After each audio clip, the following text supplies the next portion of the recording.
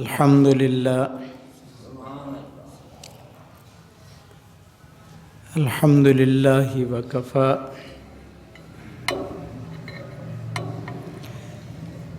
والصلاة والسلام على سيد الرسل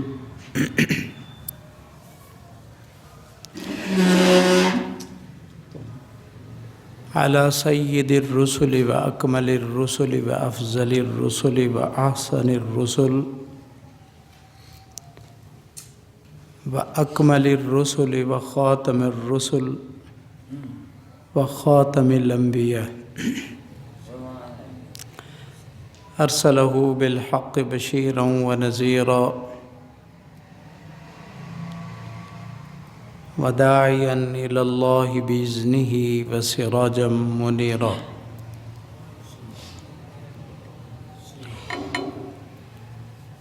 أعوذ بالله من الشيطان الرجيم بسم الله الرحمن الرحيم يا نساء النبي لستن كأحد من النساء وقال تعالى فانكحوا ما طاب لكم من النساء مثنى وثلاث ورباع قال النبي صلى الله عليه وسلم إن أعظم النكاح بركة أيسرهن صداقا وقال رسول الله صلى الله عليه وسلم إن أعظم النكاح بركة أيسرهن مؤونة وقال رسول الله صلى الله عليه وسلم تزوج الودود الولود فإني مكاثر بكم الأمم اللهم صل على سيدنا ومولانا محمد وعلى آل سيدنا ومولانا محمد وبارك وسلم عزیزان مکرم، حاضرین محترم، پچھلے جمعے میں نے یہ بات شروع کی تھی کہ اسلام میں شادی نکاح بہت آسان ہے،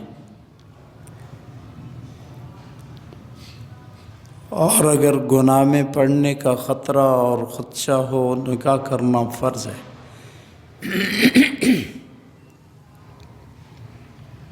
اور اگر کسی انسان کو اپنی طبیعت پر کنٹرول نہ ہو، وہ ظالم ہو، سخت دل ہو، بے درد ہو، جھگڑنے کا، لڑنے کا، مرنے کا اس کا ذہن ہو، تو ایسے شخص کو نکاح کرنا حرام ہے۔ اس وقت میں اسی شادی کے متعلق 4 باتیں مختصر نقل کرنے کی کوشش کروں گا۔ پہلی چیز،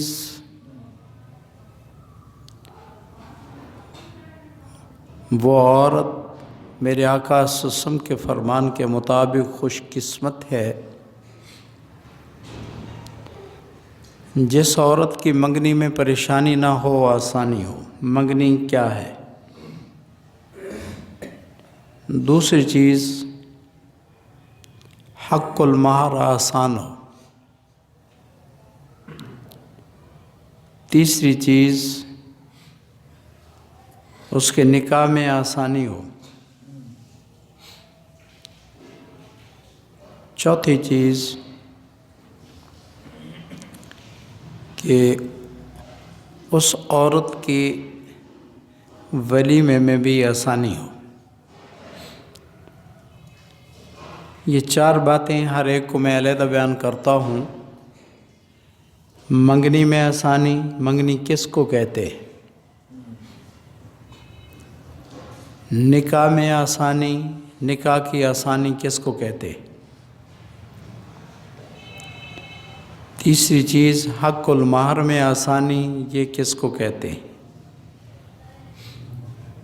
چوتھی چیز ولیمے میں آسانی، یہ ولیمہ کس کو کہتے ہیں؟ میں دعوت ولیمہ پر آئندہ جمعہ پورا مستقل اس پر گفتگو کروں گا۔ اس وقت ان تین چیزوں کو میں بیان کرتا ہوں۔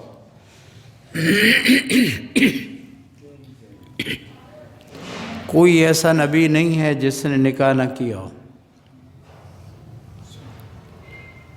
جو شخص یہ کہے کہ مجھے نکاح کرنے کی ضرورت نہیں، حدیث میں آتا ہے وہ ملعون ہے، لعنتی ہے۔ اور جو شخص، بیٹا دیکھو بہرحال سپیکر چل لیں، اڈ والا بھی اڈ والا ہے۔ اور جو شخص نکاح سے منہ موڑے کہ مجھے ضرورت نہیں، من راغب عن سنتی فلیس منی، ایسے شخص کو حضور صلی اللہ علیہ وسلم نے فرمایا یہ شخص میرا نہیں ہے۔ جو نکاح سے منہ موڑے اس کو میرے آقا نے اپنے ساتھ تعلق کے لیے نفی کر دی کہ یہ میرا نہیں ہے، مجھ میں سے نہیں ہے۔ انبیاء اور اولیاء کا یہ طریقہ ہے نکاح کرنا۔ حدیث میں آتا ہے اربع من سنن المرسلین، چار چیزیں ہر نبی کی سنت ہیں۔ اس میں ایک سنت جو ہر نبی کی ہے وہ نکاح بھی ہے۔ نکاح سے انسان کی نسل، اس کا ذکر، اس کا خاندان، اس کا تذکرہ یہ باقی رہتا ہے۔ والدین دنیا سے چلے گئے، ان کے اولاد ہے، اولاد کے ذریعے سے والدین کا نام زندہ رہے گا۔ اولاد کے ذریعے سے مشکل وقت میں، بڑھاپے میں، تنگی میں ماں باپ کی مدد ہوتی۔ اولاد کے ذریعے سے ماں باپ کے مرنے کے بعد ان کے درجات کی بلندی ہوتی۔ رسول اللہ صلی اللہ علیہ وسلم نے ارشاد فرمایا کہ ایک آدمی کے مرنے کے بعد اس کا درجہ بلند ہوا، پھر اور ہوا، تو وہ کہتا ہے یا اللہ میں نے یہ تو عمل کیا ہی نہیں، میرا درجہ کیسے بلند ہو گیا؟ تو اس کو کہا جاتا ہے باستغفار ولدک لابی، تیری اولاد نے اپنے ابو کے لیے تیرے لیے استغفار کیا ہے، اس کی وجہ سے تیرا درجہ بلند ہو گیا۔ اگر نکاح نہ ہوتا، اولاد نہ ہوتی، اولاد نہ ہوتی تو مرنے کے بعد اس کو قبر میں ثواب، درجات کی بلندی، یہ سکون، یہ راحت کیسے ملتی؟ نکاح کی برکت سے خاندان بڑھتا ہے، نکاح کی برکت سے اولاد، پھر اولاد کی اولاد، اس طرح کئی صدیوں تک ان کا نسب باقی رہتا ہے، ان کا ذکر خیر باقی رہتا ہے۔ اس لیے انبیاء کرام علیہم السلام کی یہ سنت ہے، ہر نبی نے نکاح کیا ہے۔ جو نکاح کا منکر ہے، انکاری ہے، کہتا ہے ضرورت نہیں، شریعت کے نزدیک وہ ملعون ہے، اس پر خدا کی لعنت ہے۔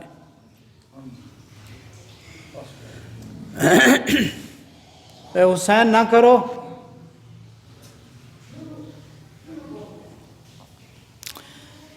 ایک حدیث میں ہے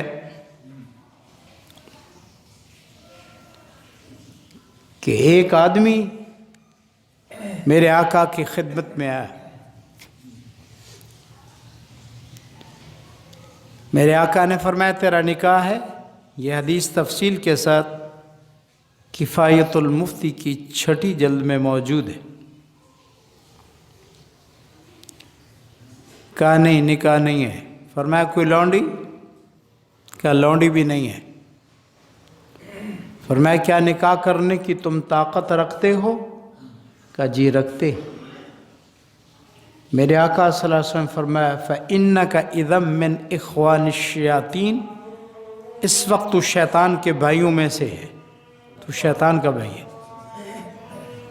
فرمایا اگر تو مر گیا تو مرنے والوں میں بدترین مردہ تو ہوگا. تو نکاح نہ کرنا نبی کی شریعت میں حرام ہے. نکاح نہ کرنا یہ جرم ہے. میرے آقا کی سنت سے منہ موڑنا ہے، اور ایسا شخص اللہ رسول کا ناپسندیدہ ہے. قرآن پاک میں بھی نبیوں کے نکاح کا ذکر ہے، نبیوں کی بیویوں کا ذکر بھی ہے. اور جو آیت میں نے خطبے میں پڑھی اس میں بھی ہے یا نساء النبی لستن کاحد من النساء. اے نبی کی بیویوں تم عام عورتوں کی طرح نہیں ہو، تم بڑی شان اور عزت اور عظمت والی ہو. یہ حضور کی نکاح کی برکت ہے. اور نکاح کی ایک اور عظیم برکت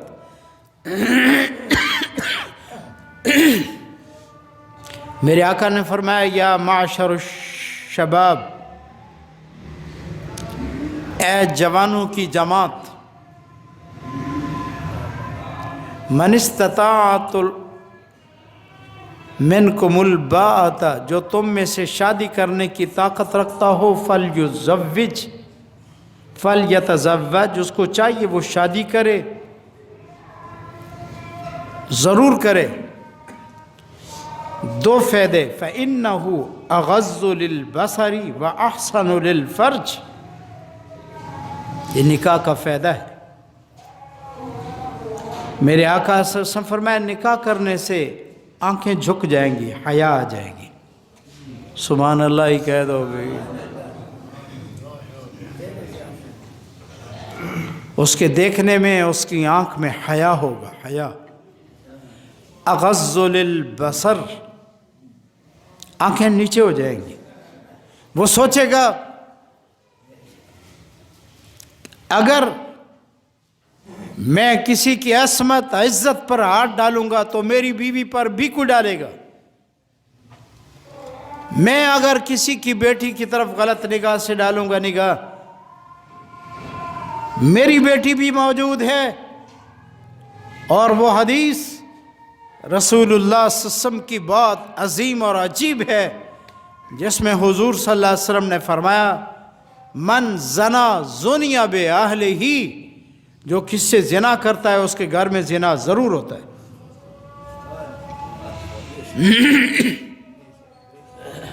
تو اگر نکاح کر لے تو اس کا فائدہ میرے آقا نے فرمایا اغض للبصر، آنکھیں جھک جائیں گی، حیا کرے گا، غیرت کرے گا کہ میں کسی کی عزت کا خیال کروں گا تو میری گھر بھی عزت ہوگی، میری بیٹیوں کی عزت بھی محفوظ رہے گی. اور دوسرا وَأَحْسَنُ لِلْفَرْجِ، اس میں شرمگاہ کی حفاظت بھی ہے. وہ سوچے گا کہ جب حلال بیوی موجود ہے مجھے حرام کی طرف جانے کی ضرورت کیا ہے. اور یہ حدیث میرے آقا صلی اللہ علیہ وسلم کا ارشاد کئی حدیث کی کتابوں میں ہے کہ کچھ جرم، کچھ گناہ، کچھ ایسی باتیں رسول اللہ صلی اللہ علیہ وسلم نے امت کو بتائی ہیں جن کے کرنے سے جب وہ شخص ان گناہوں کو کر رہا ہوتا ہے ایمان اس میں نہیں ہوتا. لا یزنی زانی ہین یزنی وہو مومن، فرمایا زانی جب زنا کرتا ہے ایمان نہیں ہوتا، شرابی جب شراب پیتا ہے ایمان نہیں ہوتا، ڈکیٹ جب ڈکیٹی کرتا ہے ایمان نہیں ہوتا، چور جب چوری کرتا ہے ایمان نہیں ہوتا۔ تو اگر اسی حالت میں اس کو کوئی مار دے تو ایمان تو پہلے نہیں تھا، کیا ہوگا؟ تو میں بتا ہی رہا ہوں کہ میرے آقا نے فرمایا نکاح کرو، اغض للبصر، اس سے آنکھیں جھک جائیں گی، حیا آ جائے گی، وَأَحْسَنُ لِلْفَرْجِ، شرمگاہ بھی محفوظ ہو جائے گی۔ یہ نکاح کی برکت ہے۔ میں نے اس میں کچھ فوائد گنوائے۔ خاندان باقی رہتا ہے، نسل باقی رہتی ہے، قیامت تک نام باقی رہے گا، مرنے کے بعد ثواب پہنچتا رہے گا۔ باپ نے اولاد کو پڑھایا، اس نے آگے اپنی اولاد کو، اس نے آگے اپنی اولاد کو، قیامت تک یہ سلسلہ چلتا رہے گا، قیامت تک قبر میں ثواب بھی پہنچتا رہے گا۔ اگر شادی نہ ہوتی، نکاح نہ ہوتا، اتنی بڑی سعادتیں اس کو کیسے نصیب ہوتی؟ لیکن توجہ میری طرف، کچھ ایسے لوگ ہیں جن کے لیے اللہ نے ضمانت اور ذمہ داری اٹھائی ہے کہ اللہ ان کی ضرور مدد کرے گا، ضرور۔ جیسے ایک حدیث میں ہے، مظلوم جب بد دعا کرتا ہے اللہ فرماتے ہیں ضرور تیری مدد کروں گا، چاہے کچھ دیر سے مدد کروں گا۔ اسی طرح جو شخص گناہ سے بچنے کے لیے نکاح کرنا چاہتا ہے، وہ فقیر ہے، اس کے پاس دولت نہیں، مال نہیں، عہدہ نہیں، اقتدار نہیں، کچھ نہیں، قرآن نے اس کو ضمانت دی ہے۔ اٹھاؤ اللہ کا قرآن کیا کہتا ہے؟ اللہ فرماتی ان یکونوا فقراء یغنیہم اللہ من فضلہ۔ اتنی بڑی گارنٹی، اتنی بڑی ضمانت، اتنی بڑی تائید، اتنی بڑی حوصلہ افزائی کہ اگر کوئی گناہ سے بچنے کے لیے نکاح کرتا ہے، ان یکونوا فقراء، اگر وہ فقیر ہے، تنگ دست ہے، غریب ہے، یغنیہم اللہ من فضلہ، اللہ اپنے فضل سے اس کو غنی کر دے گا، اس کی ضرورت پوری کر دے گا۔ عام دنیا دار، مالدار، دکاندار، تاجر، عہدیدار اس کو کہے گھبرا نہیں، میں تیرے ساتھ ہوں، چلو یہ کام کرو، اتنا بڑا دل کر کے اس کام کو کر لیتا ہے کہ مجھے فلاں نے کہا، گھبرانے کی ضرورت نہیں۔ قرآن کی آیت کہتی ہے اگر تو گناہ سے بچنا چاہتا ہے، پاک دامن رہنا چاہتا ہے، تو کوئی گھبرانے کی ضرورت نہیں۔ یغنیہم اللہ من فضلی، اللہ اپنے فضل سے تیری ضرورت کو پورا کر دے گا۔ اگر بندوں کے وعدوں پہ یقین ہے تو اللہ کے وعدے پر یقین کیوں نہیں ہے؟ تو نکاح آسان ہے۔ توجہ میری طرف توجہ رہے۔ ہائے میرے اللہ، 8ویں دن ایک دن آتا ہے، وہ بھی لوگوں کا حال یہ ہے۔ دین مظلوم ہے، اللہ اس کے رسول کی بات سننے کے لیے مسلمان کے پاس وقت نہیں ہے۔ کیا اللہ کی رحمت ہم پر برسے گی؟ کیا خیریں آئیں گی؟ مولانا عبدالشکور دین پوری رحمۃ اللہ علیہ فرماتے تھے نمازیوں کی کئی قسمیں ہیں۔ ایک نمازی جو ٹھاٹھ کے نمازی،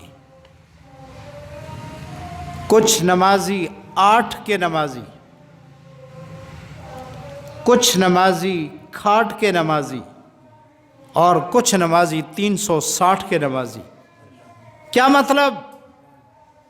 فرمایا کچھ ٹھاٹ کے نمازی ہیں، ہر نماز وقت پر جماعت سے اللہ کے گھر میں آ کر پڑھتے ہیں، یہ ٹھاٹ کے نمازی ہیں، یہ جنت میں بھی ٹھاٹ سے جائیں گے، ادھر بھی ٹھاٹ سے جائیں گے اور قبر میں بھی ٹھاٹ سے رہیں گے۔ ابن ماجہ کی حدیث ہے کہ فرشتے آ کر قبر میں اس سے سوال کرتے ہیں، حساب و کتاب شروع ہوتا ہے، وہ مرنے والا یہ سمجھتا ہے کہ نماز مغرب کا وقت آنے والا ہے، سورج ڈوب رہا ہے، نماز عصر ضائع ہو رہی ہے، قضا ہو رہی ہے۔ ابن ماجہ کی حدیث ہے، وہ میت کہتی ہے دعونی اصلی، چھوڑو میں نے نماز پڑھنی ہے۔ یہ ٹھاٹ کا نمازی ہے جو ادھر پڑھتا ہے، قبر میں بھی اس کو نماز کا خیال رہے گا۔ ایک محدث گزرے ہیں جو تابعی تھے، تابعی اس کو کہتے ہیں جو صحابی کا شاگرد ہو، جس کا نام حضرت ثابت بن بنانی ہے رحمت اللہ علیہ۔ ان کے انتقال کے بعد قبر میں دفن کیا گیا، قریب ایک اور قبر بنائی گئی تو ایک اینٹ گری تو دیکھا وہ قبر میں کھڑے ہوئے نماز پڑھ رہے ہیں۔ ان کی بیٹی سے پوچھا گیا کہ یہ کیا معاملہ ہے، قبر میں نماز پڑھ رہے ہیں؟ فرمایا 50 سال تو مجھے یاد ہے کہ میرے ابو نماز تہجد میں اٹھتے تھے اور کہتے اللہ اگر کسی کو قبر میں نماز کی اجازت دے مجھے ضرور دینا۔ ابو کی دعا قبول ہوئی ہے، قبر میں نماز پڑھ رہے ہیں، سبحان اللہ۔ یہ تو عام لوگوں کی بات ہے، اور نبیوں کے لیے تو حضور صلی اللہ علیہ وسلم فرمایا الانبیاء احیاء فی قبورہم وہم یصلون، جمع کا لفظ ہے، نبی قبروں میں زندہ ہیں اور قبروں میں نبی نماز پڑھتے، سبحان اللہ۔ علماء نے لکھا ہے نماز تو فرض ہے زندہ کے لیے، نبی کو کیا ضرورت ہے قبر میں نماز پڑھنے کی؟ نماز فرض نہیں ہے وہاں، کیوں پڑھتے ہیں؟ فرمایا نماز میں لذت بڑی ہے، تلذذ کے لیے، لذت کے لیے، حصول راحت کے لیے قبر میں نماز پڑھتے ہیں، ورنہ نماز فرض نہیں ہے۔ سبحان اللہ کہہ دو اللہ کے بندو۔ تو کچھ نمازی ٹھاٹ کے ہیں، کچھ نمازی کیا ہیں؟ ٹھاٹ کے، جو ہر وقت نماز پڑھتے ہیں، تمام حقوق کی رعایت کر کے پڑھتے ہیں، وقت پر پڑھتے ہیں، جماعت سے پڑھتے ہیں، یہ ٹھاٹ کے ہیں، ان کی ٹھاٹ قبر میں بھی رہے گی۔ کچھ نمازی 8 کے ہیں جو صرف جمعہ پڑھتے ہیں 8ویں دن، بس وہ بھی نصیب ہوتا ہے اس وقت جب امام نماز شروع کرتا ہے، خطبہ بھی سننا نصیب نہیں ہوتا۔ آپ کو معلوم ہے ظہر کی کتنے فرض ہیں؟ بولو بولو بولو، ظہر کی نماز کے کتنے فرض ہیں؟ لیکن امام 2 پڑھاتا ہے، 2 کیوں نہیں پڑھاتا؟ بتاؤ کیوں نہیں پڑھاتا؟ 4 فرض ہیں تو 4 ہونے چاہیے نا، یہ وقت جو ظہر کا ہے۔ فرمایا یہ جو 2 خطبے ہیں، یہ 2 خطبے 2 رکعتوں کے قائم مقام ہیں، اس لیے اس کو ادب سے سننا لازم ہے، کیونکہ 2 رکعتیں ہیں، یہ 2 خطبے 2 رکعتوں کے قائم مقام ہیں۔ اتنی بڑی سعادت سے محروم ہے۔ تو کچھ 8 کے نمازی ہیں صرف جمعہ پڑھتے، کچھ کھاٹ کے نمازی ہیں، کھاٹ کے صرف جنازہ پڑھتے ہیں، وہ بھی آتا جاتا کچھ بھی نہیں ہے۔ ہم ایک جگہ بیان کے لیے گئے، یہ شمس آباد کا علاقہ ہے، پل صدیق آباد سے آگے کی طرف۔ میرے ساتھ مولانا فضل الرحمن دھرم کوٹی دامت برکاتہم بھی ساتھ تھے۔ وہاں کے ایک عالم تھے، وہ مجھے فرمانے لگے ایک بڑا آدمی فوت ہوا ہے۔ تو میں نے بہت لوگ جنازے میں آئے دکھلاوے کے لیے، بڑے کا جنازہ ہے، سب آ گئے۔ تو کہتے میں نے اعلان کیا ہمارے ہاں پانی کی بڑی تنگی ہے، دریا آج کل اترا ہوا ہے، جن لوگوں کو غسل فرض ہو تھوڑی دیر کے لیے ادھر آ جاؤ، ایک ضروری بات ہے۔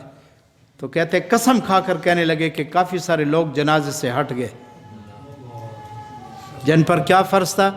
بولو بولو، جس کا کیا فرض تھا؟ یہ تو ہمارا حال ہے۔ علماء کو گالیاں دیتے ہو، استنجا کرنا نہیں آتا، بدن پاک رکھنا نہیں آتا، غسل کرنا نہیں آتا، تیمم نہیں آتا، نکاح نہیں آتا، طلاق دینے کا طریقہ نہیں آتا، حلال حرام نہیں جانتا، پھر بھی پرے ہے، پتہ نہیں اس قوم کا کیا بنے گا۔ اسی کو ایک اللہ والے نے اپنا رونا یوں رویا ہے، کہا ہوا ہے کب گزر ان کا اللہ اکبر میں، ہوا ہے کب گزر ان کا اللہ اکبر میں، پلے ہیں کالج کے چکر میں، مرے ہیں صاحب کے دفتر میں۔ ساری زندگی کالجوں میں گزاری، نوکری مل گئی، سلوٹ مارتے ہوئے مر گئے، اللہ اکبر میں آئے ہی نہیں۔ ان کو کیا پتا اللہ کیا ہے؟ یہ رونے کی بات۔ اکثر بوڑھے جن کا دین والوں سے تعلق نہیں، ان سے جنازہ سنو نہیں آتا، پتہ ہی نہیں ہے۔ یہ ملا نے پیٹ کے چکر میں یہ دھندا تو ڈال دیا ہے کہ جنازے کے بعد دعا نہیں ہوئی، جنازہ نہیں ہوا، میں انشاءاللہ مستقل اس پر ایک جمعہ پڑھاؤں گا۔ اس بات پر تو قوم کو، امت کو، نبی کے ماننے والے اور امتیوں کو مولوی نے لڑا دیا ہے۔ جو غیر ضروری چیز تھی اس کو لازم کر دیا، اور جنازے میں دعائیں یاد کرنا ضروری تھا، وہ آتا نہیں۔ کیا بنے گا ہمارا؟ رونے کی چیزیں۔ تبلیغ والے یہی رونا روتے ہیں، علماء یہی رونا روتے ہیں۔ میں نے کب کہا ہے جاؤ دکانیں لوٹ لو، پیسے والوں سے پیسے چھینو، ڈکیٹیاں مارو، چھوکریاں اغوا کرو؟ ہم کب کہتے ہیں؟ ہم کہتے ہیں تو مسلمان ہے، کم از کم مسلمانوں والے کام تو کر۔ ایک اللہ والا کہتا ہے دو رنگی چھوڑ دے یک رنگ ہو جا، دو رنگی چھوڑ دے یک رنگ ہو جا، سراسر موم ہو یا سنگ ہو جا، یا پتھر بن جا یا موم کی طرح نرم ہو جا۔ دو طرف کیوں منہ مارتا ہے؟ نبی کے بعد نام لیتا ہے اور عمل سارا نبی کے دشمنوں جیسا کرتا ہے، ایسا کیوں کرتا ہے؟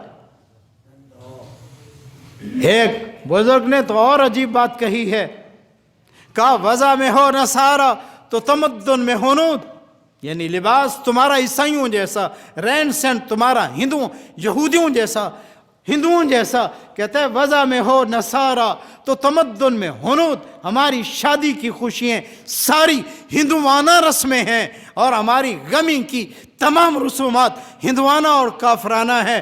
کہتا ہے وضع میں ہو نصارہ تو تمدن میں ہنود، یہ مسلمان ہیں جنہیں دیکھ کے شرمائیں یہود، یہ مسلمان ہیں۔ ہم یہ کہتے ہیں اپنے نام کی لاج تو رکھو، حیا کرو۔ تو کچھ نمازی کھاٹ کے نمازی، کیا کہا میں نے؟ کچھ نمازی صرف جنازہ پڑھتے ہیں لیکن اندر کی جنازہ نہیں آتا۔ میں ایک جنازے میں گیا، میرے ساتھ ایک آدمی کھڑا تھا، پڑھانے والے ایک اور بزرگ تھے، عالم تھے، تو وہ اونچی اس نے پڑھا۔ دوسری تکبیر جب جنازے کی ہو جائے تو اس میں درود پاک پڑھا جاتا ہے، بولو بھی بولو، پڑھا جاتا ہے۔ تو اس نے پڑھا اللہم صلی علی محمد وعلی آل محمد، یہ پڑھ کر چپ ہو گیا، زور سے پڑھ رہا تھا وہ، ایک دو اور بھی سن رہے ہوں گے اس کی آواز سے۔ جنازہ ہو گیا، سلام پھیر دیا۔ میں نے اس کو کہا بزرگوں، ادب سے کہا بزرگوں، آپ نے درود پاک آدھا پڑھا ہے، پورا درود یہ ہے اللہم صلی علی محمد وعلی آل محمد بھی پڑھو، اللہم بارک علی محمد وعلی آل محمد بھی پڑھو، یہ پورا ایک دفعہ ہوتا ہے۔ آپ نے اللہم صلی علی محمد پڑھا ہے، اللہم بارک علی محمد نہیں پڑھا۔ مجھے کہتا ہے نہیں پورا ہو گیا ہے۔ میں نے کہا جنازے کا موقع ہے، جھگڑنے کی ضرورت نہیں ہے، جہاں نماز پڑھتے ہو، جس عالم پر اعتماد کرتے ہو اس سے پوچھو، آتا ہی نہیں ہے۔ وہ جماعت والے گئے سندھ میں،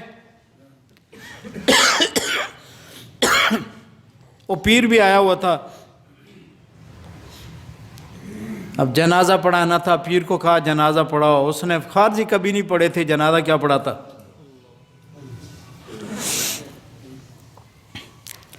اس نے نماز شروع کی، الحمد پڑھی، ٹوٹی پھوٹی صورت پڑھی، رکوع میں چلا گیا، سجدے میں چلا گیا، مرید ساتھ، جماعت والے ادھر۔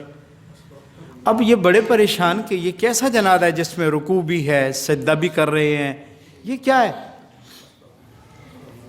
تو انہوں نے مریدوں سے بات کی کہ یہ جنازہ تو یوں نہیں ہے، وہ کوئی مرید ہمت والا بھی ہوتا ہے، پیر سے کہہ دیا حضرت اس میں تو جنازے میں رکوع نہیں ہوتا، سجدہ نہیں ہوتا، یہ ادھر آئی ہے جماعت، مولوی آئے ہیں وہ یوں کہتے ہیں ادھر ہوگا ان کی طرف، ہماری طرف جو جنازہ ہے اس میں یہ دونوں باتیں ہوتی، جنازے نہیں آتے۔ جی بس صرف ایک حرام بات ہمیں یاد کرا دی ہے، کھڑے ہو کر کہنا حضرات کسی نے لینا ہو مجھ سے لے لینا، اور بندے دا پترا تو اپنے علاقے میں رہتا ہی نہیں، دفع ہو جائے گا اسلام آباد، جہاں مرے گا، تیرا نمبر اور ہے، تو لوگوں کو ملتا نہیں، 3 دن تو فوتگی کی جگہ پر بیٹھا نہیں، تو قرضہ لینے کے لیے کون تجھے تلاش کرے؟ کیوں فراڈ کرتے ہو؟ دیتے ہی نہیں لوگ، ایسے اعلان کر کے بھاگ جاتے۔ میں اسی شہر کی بات کرتا ہوں، ایک ساتھی آیا، اس نے کہا مجھ سے کپڑا لیا ہے فلاں نے، یہ 9,000 کچھ روپے اس کے بنتے ہیں، ان کے بیٹوں کو کہو تم نے کل باپ کی تیجا کیا ہے، کولخانی کی ہے، 11 دیگیں چاولوں کی پکائی ہیں، میرے قرضہ ہے میں نہیں معاف کروں گا، دو۔ مجھے کہا اس نے، میں انتظار میں رہا، وہ بیٹا آیا، میں نے کہا فلانا ساتھی کہتا ہے میرے پاس پورا حساب ہے، کاپی ہے، تاریخ لکھی ہے، اتنی تعداد ہے، آپ کے ابے کا قرضہ ہے، تم نے 11 دیگیں پکوا دی ہیں، ابے کا قرضہ اتارو۔ وہ کہتا ہے میں نہیں معاف کروں گا۔ وہ کوئی دیر چپ رہا، کہتے قرضہ کاکا لے ایسی کاکا۔ یہ لوگ باپ کا قرضہ نہیں دیتے ظالم، یہ دین کی کمی ہے، دین کی کمی ہے۔ ہم آپ کے ہمدرد ہیں، ہم آپ کے بھائی ہیں، یہ ممبر وراثت میں ملا ہے، یہ بڑی ذمہ داری ہے اس کی، اگر ہم بیان نہیں کریں گے تو قیامت کے دن جوتے ہیں، بڑی سزا ہے۔ میرے آقا نے فرمایا الجم بلجام من النار، جو عالم اس سے دین کا مسئلہ پوچھا جائے وہ نہ بیان کرے تو قیامت کے دن جیسے گدھے اور گھوڑے کو لوہے کی لگام دی جاتی ہے، اس مولوی کو گدھے کی طرح گھوڑے کی طرح لگام دی جائے گی، جہنم کی آگ کی ہوگی۔ ہم کہاں جائیں؟ اور میرے آقا نے فرمایا الساکت عن الحق کشیطان اخرس، جو سچی بات کو بیان نہیں کرتا، میرے آقا نے فرمایا یہ گنگا شیطان ہے۔ اور اگر کہتے ہیں تو مسلمان سنتے ہی نہیں دین کی بات، تو ہم کہاں جائیں؟ لیکن ہم آپ کے ہمدرد ہیں۔ تو کچھ نمازی کھاٹ کے نمازی، بات یہ کرتے، کچھ نمازی کس کے نمازی؟ سارے بولو کس کے؟ صرف جنازہ پڑھتے ہیں، آتا جاتا کچھ بھی نہیں ہے، تجربہ کرو۔ اور کچھ نمازی 360 کے صرف عید پڑھتے، صرف عید۔ مجھے ایک آدمی نے بتایا کہ میرا ابا عید بھی نہیں پڑھتا، میں اور بات نہیں، اسی شہر کی بات ہے، وہ فوت ہو گیا، اللہ اس کی بخشش کرے، آمین کو، عید بھی نہیں پڑھتا۔ کیا ہم پر رحمت برسے گی؟ کیا خیر آئے گی؟ اتنا اللہ رسول سے دور ہے۔ تو میں نے بات کہاں سے شروع کی؟ چلو ابھی کوئی بتائے، میں آپ کا عقل کا امتحان لیتا ہوں۔ کیا کہہ رہا تھا میں؟ بولو بس بات وہ چاچے ہو سارے، ڈالڈا زیادہ کھاتے ہو، بک بوتی کرتے ہو، دین کی باتیں یاد نہیں رہتی۔ وہ کہتا ہے، اور مجھے ایک ساتھی مؤذن نے کہا، کہتا ہے جی ہمارا حال یہ ہے کہ نماز کے لیے آئے، سر ننگا ہے، پلاسٹک کی ٹوپی سر پر رکھی، نماز کے بعد زور سے ٹوپی کو پھینک کر چلے گئے، جو مسجد کی بات ہے وہ مسجد میں رہ جائے، باہر نہ جائے۔ میں سمجھا رہا تھا کہ نکاح کرنے کا کیا فائدہ ہے؟ نکاح کرنے کا فائدہ یہ ہے کہ نسل باقی رہتی ہے، مرنے کے بعد ابے کو اس کی عبادت کا ثواب ملتا ہے، اور اس کی آنکھوں میں حیا آ جاتی ہے، واحفظ للفرج، نکاح کرنے سے شرمگاہ محفوظ ہو جاتی ہے. یہ نکاح کی برکت میرے آقا نے بتائی صلی اللہ علیہ وسلم. تو نکاح آسان ہے، ہم نے اس کو مشکل کر دیا ہے. مشکل ہے نہیں. اور میں نے بتایا کہ مرنے کے بعد اس انسان کی اولاد کی نیکی کا ثواب اس کو قبر میں برابر ملتا ہے.